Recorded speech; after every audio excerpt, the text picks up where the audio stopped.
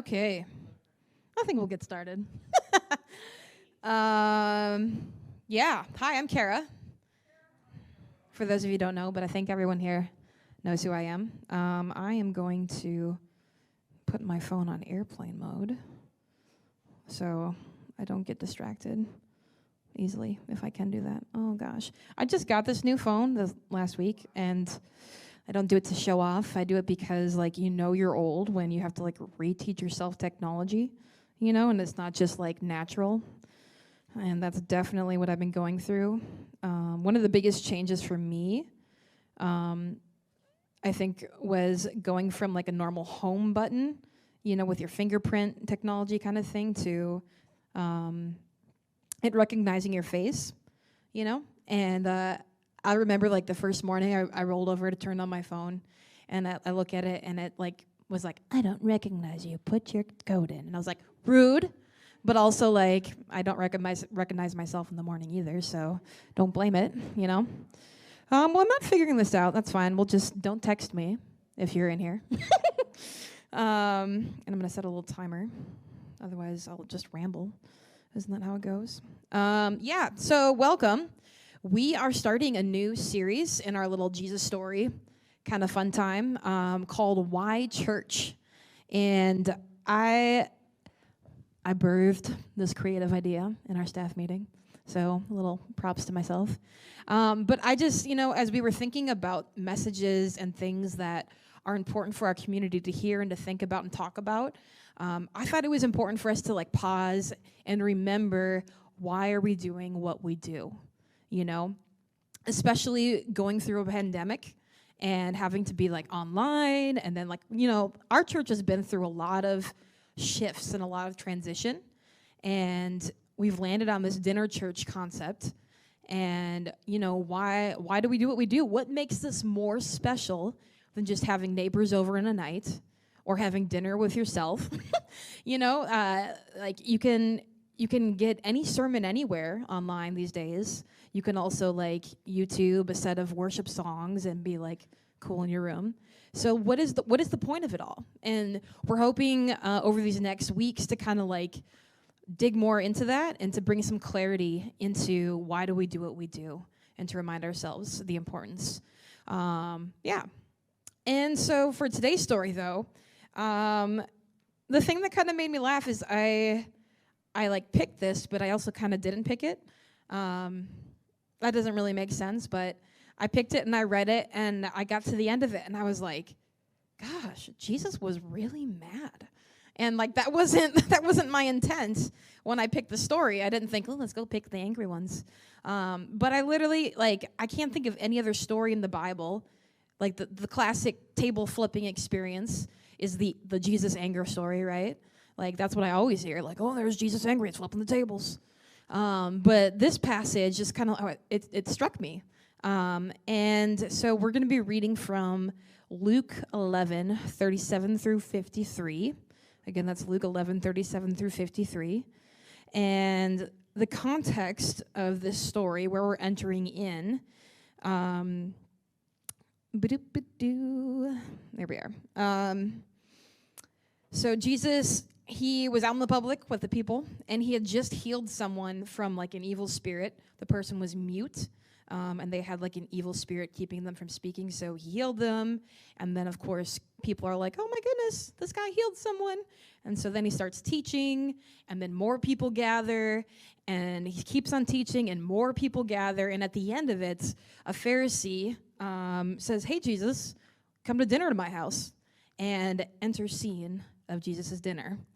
So I'm going to read it for you. Again, that's Luke 11, 37 through 53. Bear with me. After Jesus finished saying these things, a Pharisee asked him to come for a meal at his home, just like I said.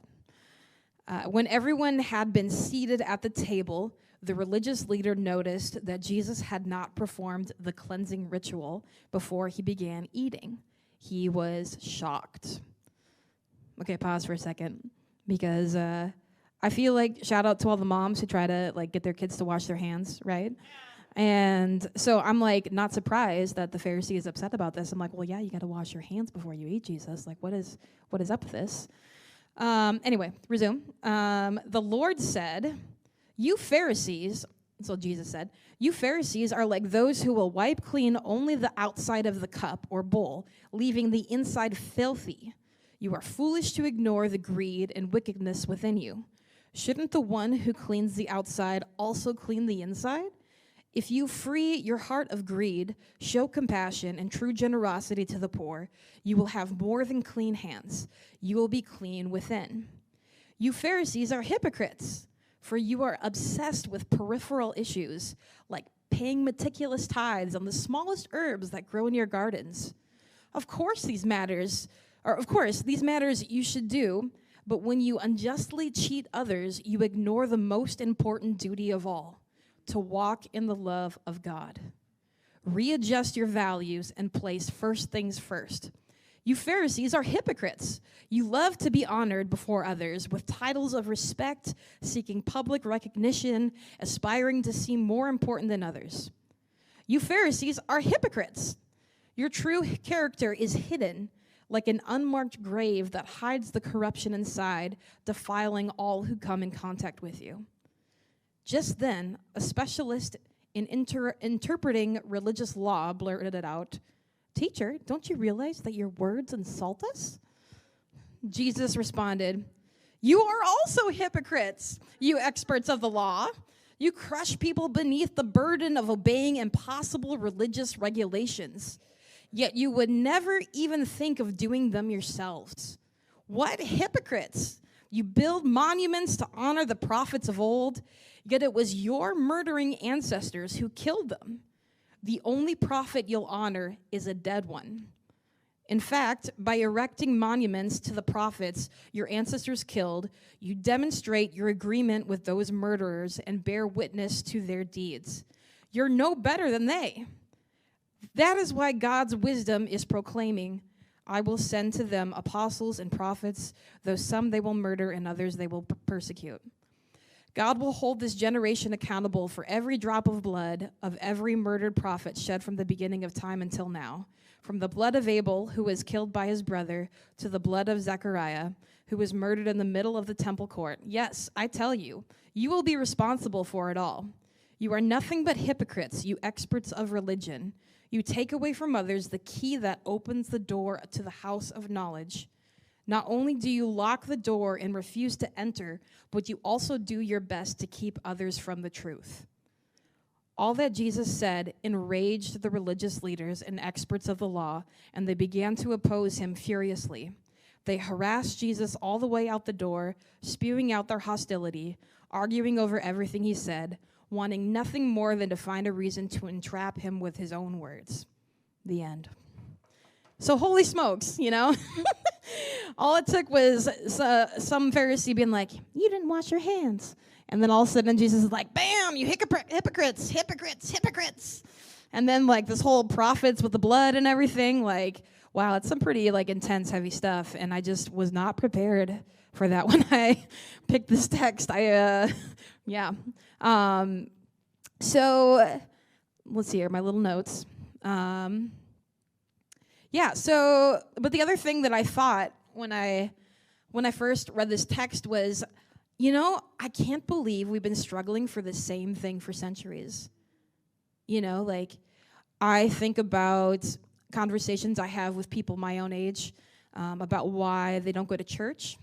And a lot of times they're like, well, it's because, they say one thing but then do another, And that's exactly what Jesus is saying to these experts of the law, to these Pharisees, And so I'm kind of like, wow, I feel like we can relate to this, but also I'm like, wow, it's been a really long time and we're still cycling through this problem. What's going on? Crazy how things don't really change. I find it interesting that Jesus really lays it on to them, but also it makes me ask the question, why? Why did Jesus get so angry? And I think one piece that speaks truth to that would probably be their position. These are supposed to be the people who get it, They're supposed to be the ones pointing people to the truth.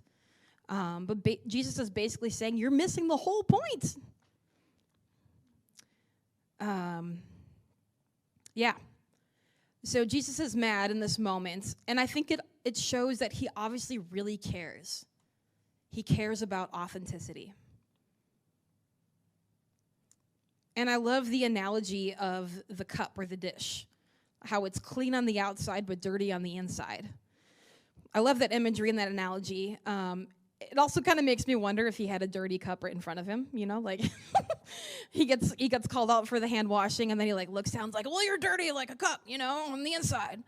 And but the more I thought about the analogy, the more I thought about I don't know, you're gonna have to roll with me here in my creative little thought process here, but dirty cup moments, okay? I had a picture of, we have these wine glasses up on a shelf in our kitchen area that don't get touched often because we don't usually go up there. We have our cups in the cupboard, And so I kind of dust them sometimes, but I'm thinking secretly in the back of my head, I hope we clean them better when the guests come, because you'll probably pick it down and find a little dust bunny inside of it,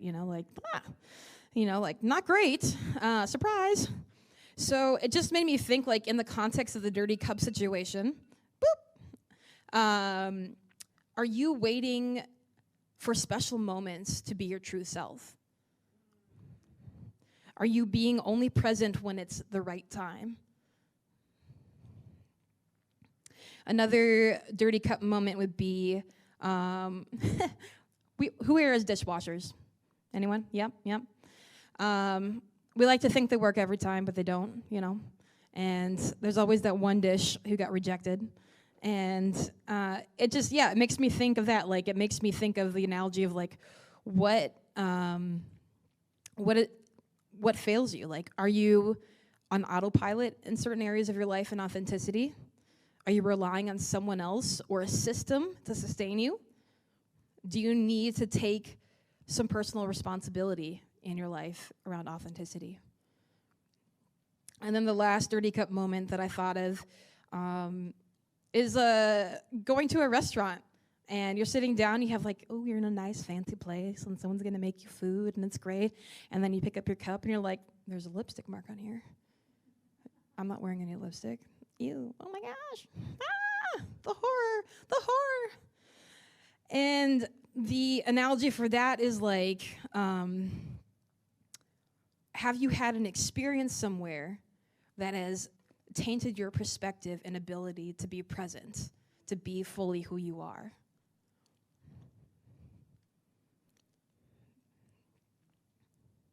So I want to be clear, though, about this story. This isn't a story about being clean, okay? What I mean is, Jesus talked about the cup and the dish cleanliness, but it wasn't about, why didn't you clean the whole cup? He was you didn't... He wasn't you didn't stay clean. I can't believe it. It was about, why did you just do the outside? Why are you hiding the inside? Why are you pretending to be fully clean? Because let's be clear, it's impossible to be fully clean, in my opinion, because life is messy, In my own story, there's seasons where I ebb and flow in authenticity. That's natural. Don't we all?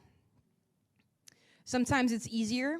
Sometimes it's just more convenient to put on a face. Sometimes you feel like you don't have time to be your true self. And I could tell a lot about my story with that, but we don't have time for that today. But I will say my unique, late 20s experience. I went to California for a couple years to kind of find myself and find my faith a little bit more. I'd kind of given up on church a bit, and I found myself, in this weird, it's not weird, it's just different, Minnesota different, experience, a more charismatic environment, but I also, no one knew who I was, which wasn't a common thing because my family is a lineage of pastors in the Baptist General Conference, and almost anywhere I go in Minnesota, they're oh, are you a Doden? And do you know Timothy? Do you know, and so I went there, and I'm no one knows who I am. And there was a moment in worship where I was just like hit with like my inside world and like what God was doing, and I just started crying. And that was so significant because I had never cried in church before. Like, I had this pressure being a pastor's kid, you know, what you do reflects what your dad does, you know, and being in a mega church of perfection and performance, you know, and then also being worried about all these other people, like, I don't know, I'm like, what are they going to think of me? But I was here, like, no face, no name, and no one knows my story, and I was able to fully be myself in that moment, and it was freaking beautiful. It was like such a freeing experience. And it was also in a charismatic environment, so part of me too was like, well, I can just like lose my stuff here, and they're all doing crazier stuff anyway, so no one's gonna know the wiser, you know. So that was kind of, you know, it was but it was a profound moment. I was like, I should be doing this all the time, you know, like I shouldn't just leave this in California. I have to keep on doing this, like, yeah. So, back to my little notes. I went a little sideways there.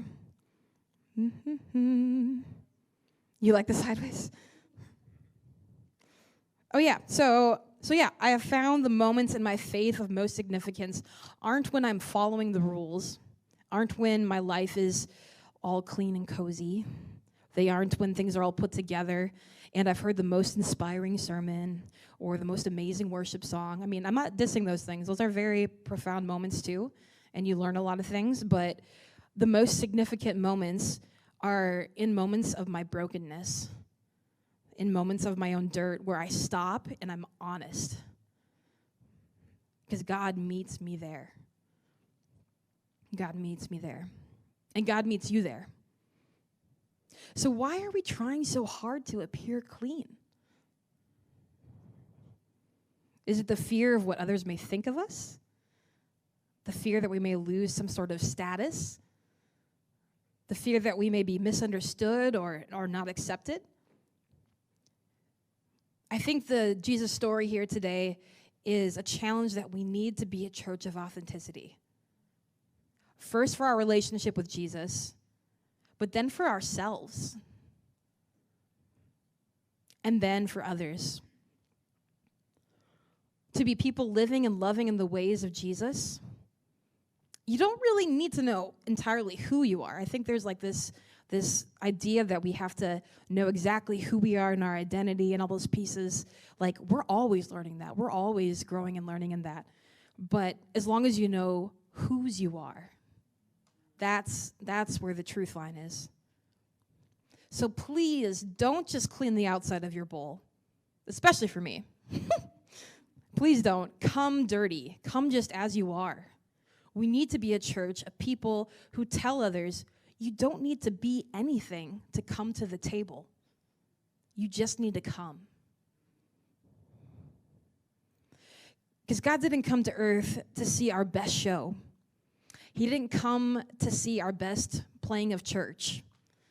He came in the middle of our rules and ways to get close to God. He came to redirect our focus to what really matters. He came to expedite our traveling life experience of knowing the living and loving God. God came for our hearts. God came so that we would know that we are specifically chosen, that you are specifically chosen, all of you, and that you're loved. So stop trying to be someone you're not. Be who God made you to be. And if you don't know what that is, start asking him. Ask him every day. In the mirror, in the car, God, show me who you made me to be. Remind me of your truths. And even ask others you trust, who you feel know his voice. This is why we are doing dinner church, because this isn't a service, okay? It's relationship, it's messy. It's meeting people in their practical needs, getting to know the real you, and growing together as we pursue all who God is. So show up in your life. Don't sit on the shelf for special occasions. Don't leave it to someone else to make you how you should be. Don't let others or other experiences deter you from experiencing the life that is in God, in Christ, and love.